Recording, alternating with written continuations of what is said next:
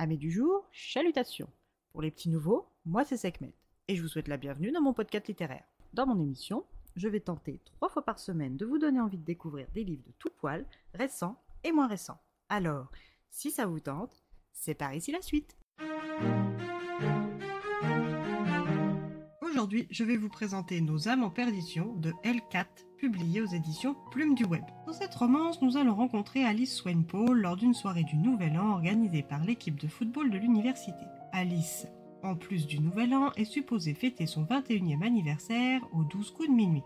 Accompagnée de sa meilleure amie May Jane Wardwick, dit MJ, elles font la fête et usent et abusent de toutes les substances licites ou non disponibles. Depuis bientôt 5 années, Alice passe et dépasse les bornes des limites en consommant des drogues et de l'alcool jusqu'à l'oubli. Ce comportement autodestructeur est arrivé juste après la mort de ses parents, qui se sont révélés ne pas être ses parents biologiques. Leur perte brutale dans un accident de la route, la découverte de ses origines jumelées à son syndrome de la survivante, l'ont fait passer de la jeune fille sage virtuose au violon à une ado de 16 ans tête brûlée en quête de sensations interdites. À l'aube de ses 21 ans, Alice est toujours en colère et sombre un peu plus chaque jour dans la tristesse. Lors de cette fête, qu'elle sait être sa dernière, elle veut toucher les étoiles. C'est donc fortement alcoolisée sous l'emprise de stupéfiants qu'elle croise le regard d'un mystérieux mais très attirant jeune homme seul au bar. Elle jette son dévolu sur lui et décide qu'il sera son dernier amant en espérant avoir misé sur le bon numéro. Le bel inconnu est Jaden, 23 ans, organisateur de la fête. Ce wide receiver est d'humeur bien morose quand Alice le choisit.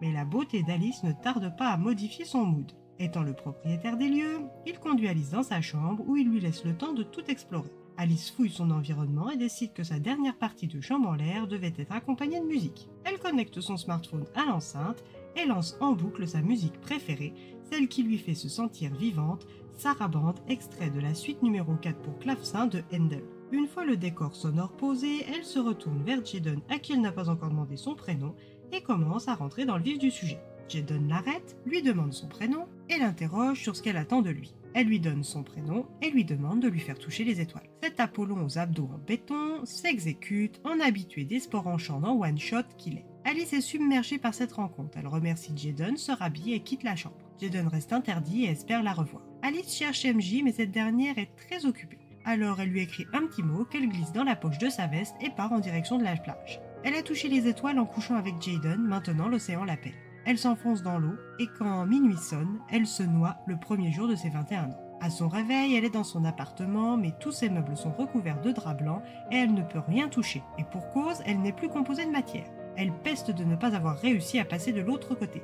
Même ça, elle n'y arrive pas. Elle est coincée entre les deux mondes. Ne pouvant quitter cet appartement, elle s'entraîne à la télékinésie et au bout d'un an, elle maîtrise parfaitement cet art ainsi que celui de traverser les murs ou les portes. Sa routine lui pèse quand soudain tout est chamboulé par l'emménagement dans son ancien appartement de Jaden McCarthy. Le sportif a encore dérapé et son père, le juge McCarthy, a décidé de le mettre au vert. Plus d'alcool, plus de fiesta et plus de malbouffe. Objectif, être sélectionné chez les pros. Jaden est frustré mais sait que son coach Joe Camden a besoin de l'argent promis par son père pour soigner sa fille malade, que s'il veut voir la seule fille qui compte à ses yeux, sa petite sœur Carrie, il doit faire ce que son père attend de lui, même si s'opposer à lui est une seconde nature. Depuis toujours, leur relation est houleuse, mais depuis l'accident de voiture qui a coûté la vie à son frère aîné Ashton et les jambes de Carrie, leurs relations se sont encore dégradées. Père et fils s'évitent, se hurlent dessus ou en viennent aux mains. C'est donc dans un état d'esprit négatif que Jaden entre dans l'appartement d'Alice. Une fois installé, Jaden commence ses entraînements et reprend ses habitudes de performeur en chambre, et ce, toujours avec une nouvelle fille. Un jour, Alice est surprise par Jaden dans le reflet du miroir de la salle de bain. Elle panique et se cache jusqu'à ce qu'elle finisse par lui parler. De prime abord, il pense qu'elle est la manifestation de sa conscience, et comme après la fête il a passé des mois à la chercher partout et qu'il est obsédé par elle, il est ravi de la revoir, même si c'est qu'une hallucination. De son côté, c'est beaucoup plus simple qu'il la prenne pour autre chose qu'un fantôme, elle le laisse donc croire qu'elle est la manifestation de sa conscience. Ils commencent à organiser leur vie tous les deux. Mais elle qui veut enfin passer de l'autre côté ne cesse d'entendre une voix lui disant que pour y arriver, elle devrait sauver une âme. Serait-ce celle de Jaden, l'homme qui lui a fait voir les étoiles le soir du Nouvel An? Jaden, quant à lui, ignore tout ou presque d'Alice et veut apprendre à la connaître, car même s'il ignore pourquoi elle est celle qu'il désire, de tout son corps, mais aussi et surtout de tout son cœur. Alors, qui sauvera l'autre le premier?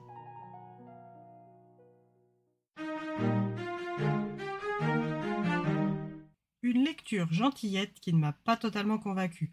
Dès le premier quart, j'avais deviné la fin, ce qui, comme dans un policier, est un petit peu frustrant, je dois le reconnaître, et ôte une bonne partie de l'attrait porté à l'histoire, enfin surtout pour moi. C'est un dommage. Et bien voilà, j'en ai fini pour aujourd'hui. J'espère que cet épisode vous aura plu et vous aura donné des nouvelles idées de lecture. Si vous souhaitez découvrir d'autres petits bonbons littéraires tout droit sortis de ma bibliothèque, je vous retrouve le jeudi 28 mars prochain pour un nouvel épisode. Et si d'ici là je vous manque de trop, vous connaissez le chemin sur Instagram, @leslectures de Sekhmet. Sur ce, chalut les amis et à la prochaine!